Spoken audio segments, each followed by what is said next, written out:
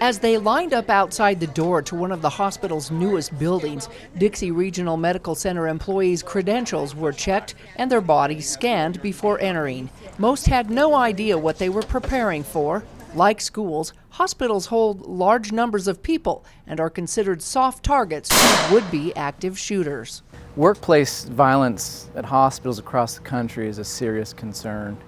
And despite our best efforts, we're still at risk. So real life drills that simulate an active shooter like this help us know how to respond and prepare to make decisions in the moment. Are you going to run? Are you going to hide? Are you going to fight? What's their escape route, which is the run part?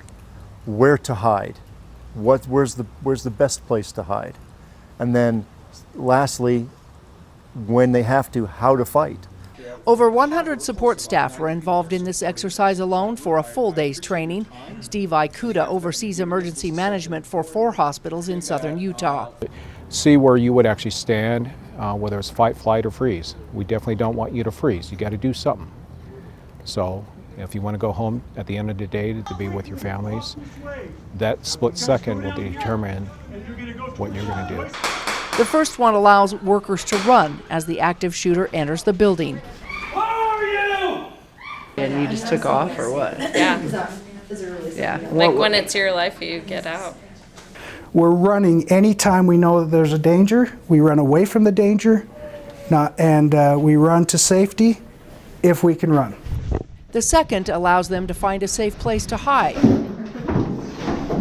And there is gunshots, and I am in the pitch black, and just like, don't take me today.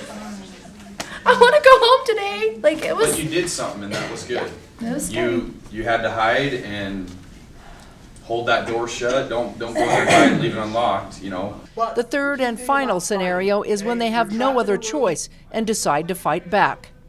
You fight with everything that you have. Okay, it doesn't matter if you can pick it up. It's a weapon. Okay, if you can throw it, it's a weapon. If you can use your hands, your feet, whatever you have, use it.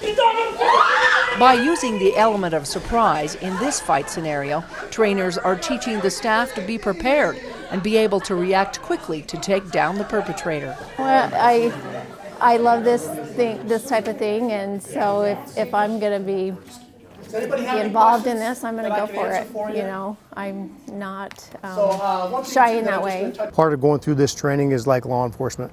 It becomes muscle memory. So whether you hide, shelter in place, whether you run, whether you fight, we're not going to tell them what to do in a real life situation. But as long as they have that in their mind on what to do and to act and not just stand there, that's what we want them to walk away with is you run, you hide, you fight. But the bottom line is you don't want to freeze because you potentially could be a victim and be killed.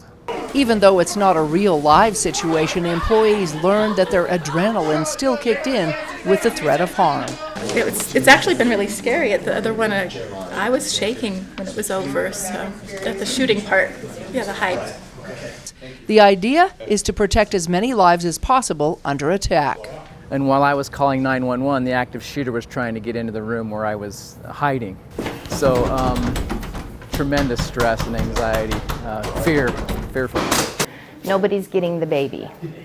It doesn't matter what I have to do, nobody's going to get the baby. So it's always one of those things that's in the back of my mind. Because there are so many employees, so many potential victims, patients that can't move. As would-be victims are transported to the emergency room, ER staff must quickly evaluate and prioritize needs and assess the proper care. With mass casualties, this can take time, but needs to be done quickly and correctly. St. George Police!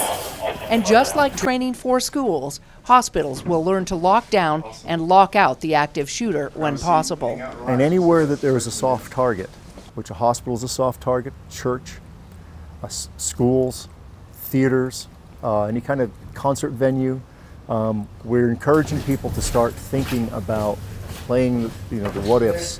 Hospital employees are only hoping they will never be forced to use this valuable training. From Dixie Regional Medical Center, Melissa Anderson, Community Education News.